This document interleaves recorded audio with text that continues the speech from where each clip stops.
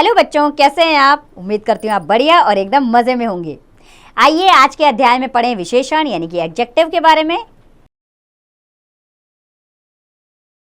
तो बच्चों, जो शब्द संज्ञा या सर्वनाम की विशेषता प्रकट करते हैं उन्हें विशेषण कहते हैं। आइए कुछ वाक्य पढ़ें, जैसे कि तालाब में सफ़ेद कमल खिल रहे हैं, छोटा बच्चा सो रहा है, 4 खरगोश दौड़ रहे हैं, चाय में थोड़ी चीनी डाल दो। तो बच्चों, इन वाक्यों में जो शब्द हैं जैसे सफ़ेद, छोटा, 4 और थोड़ी, ये शब्द क्रमशः कमल, बच्चा, खरगोश और चीनी की विशेषता प्रकट कर रहे हैं, अतः ये शब्द विशेषण है। अब जानेंगे विशेष्य के बारे में। विशेषण शब्द जिस संज्ञा या सर्वनाम की विशेषता प्रकट करते हैं उसे विशेष्य कहते हैं।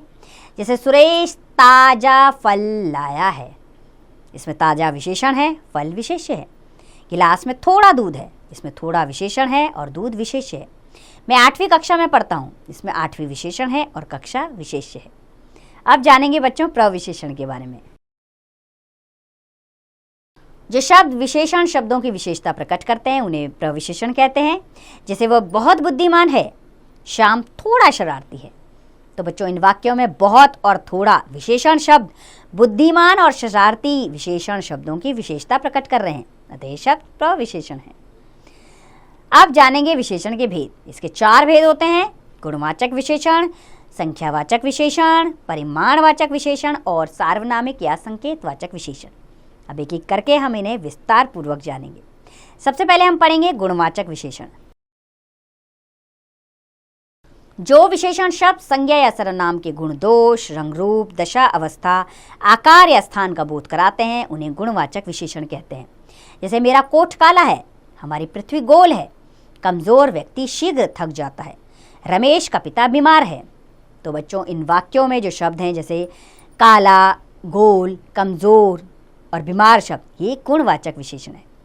गुणवाचक विशेषण से संज्ञा या सर्वनाम की प्रायः निम्नलिखित विशेषताओं का बोध होता है। जैसे गुणवाचक शब्द होते हैं अच्छा, भला, दयालु, सरल आदि। दोषबोधक शब्द होते हैं जैसे बुरा, दुष्ट, दुर्जन, क्रूर आदि। आकार बोधक शब्द होते हैं जैसे लंबा, गोल, तिकोना, चौड़ा आदि। स्थान बोधक शब्द हैं नीचा, ऊंचा, बंगाली, राजस्थानी आदि। रंग बोधक शब्द हैं काला, नीला, लाल, पीला, सफ़ेद आदि। और काल बोधक शब्द हैं नया, पुराना, प्राचीन, आधुनिक आदि। दशा बोधक शब्द हैं दुबला, मोटा, पतला, अस्वस्थ, ऋण आदि। और दिशा बोधक शब्द हैं पूर्व, पश्चिम, उत्तर, दक्षिण आदि। स्पर्श बोधक शब्द हैं कठोर, कोमल, खुरदरा आदि। स्वाद बोधक शब्द हैं मीठा, कड़वा, कसेला, तीखा आदि। ध्वनि बोधक शब्द हैं मधुर, कठोर, कर्कश आदि। और गंध बोधक शब्द हैं सुगंधित, दुर्गंधपूर्ण आदि। दूसरा है विशेषण का भेद, संख्यावाचक विशेषण। जो विशेषण शब्द संज्ञा या सर्वनाम की संख्या का बोध कराते हैं उन्हें संख्यावाचक विशेषण कहते हैं। जैसे हमारे विद्यालय में 300 विद्यार्थी हैं, नंदिनी के पास 2 गुड़ियां हैं, मेरे पास कुछ रुपए हैं, सलोनी ने वार्षिक परीक्षा में दूसरा स्थान प्राप्त किया। तो बच्चों, संख्यावाचक विशेषण के भी 2 भेद होते हैं, निश्चित संख्यावाचक और अनिश्चित संख्यावाचक। पहले जानेंगे हम निश्चित संख्यावाचक विशेषण। इन विशेषण शब्दों से संज्ञा या सर्वनाम की निश्चित संख्या का बोध होता है। ये विशेषण 5 प्रकार के होते हैं। पहला है गणनावाचक, इसमें आते हैं 2, 4, 5, 7, 20 जैसे शब्द। फिर होते हैं क्रमवाचक दूसरा, इसमें शब्द आते हैं पहला, दूसरा, तीसरा, चौथा आदि। तीसरे होते हैं आवृत्तिवाचक शब्द, जैसे दुगुना, तिगुना, 4 गुना, 5 गुना आदि। चौथा होता है समुदायवाचक शब्द, जैसे दोनों, तीनों, चारों, पाँचों आदि। और 5वां होता है प्रत्येकवाचक शब्द, जैसे 1 1, 2 2, हर दूसरे, हर तीसरे आदि। दूसरा है संख्यावाचक विशेषण का भेद, अनिश्चित संख्यावाचक विशेषण।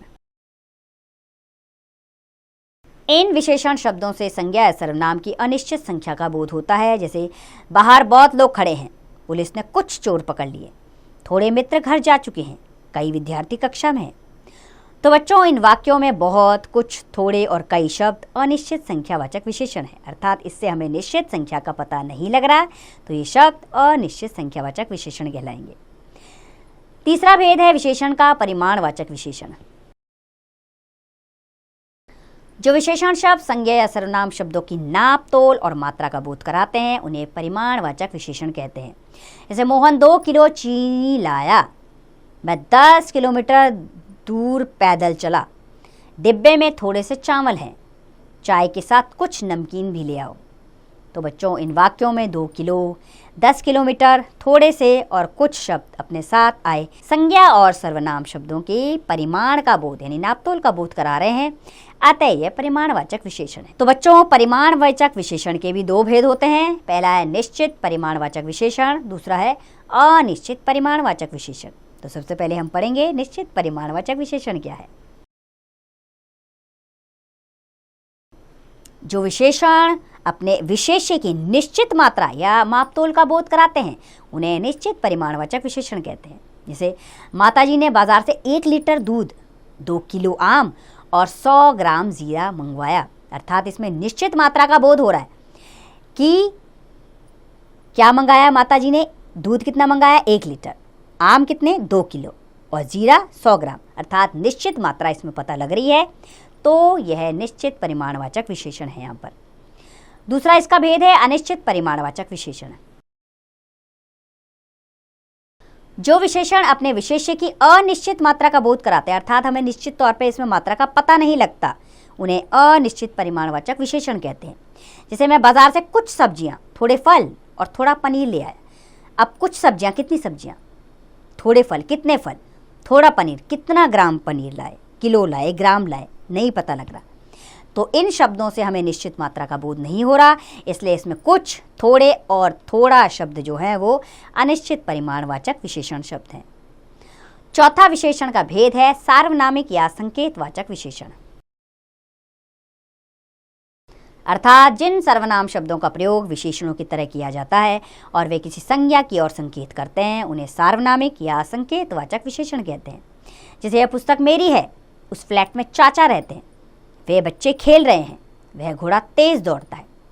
तो बच्चों, इन वाक्यों में आए सर्वनाम शब्द यह, उस, वे और वह क्रमशः पुस्तक, फ्लैट, बच्चे और घोड़ा की ओर संकेत कर रहे हैं, अतः यह सार्वनामिक या संकेतवाचक विशेषण है।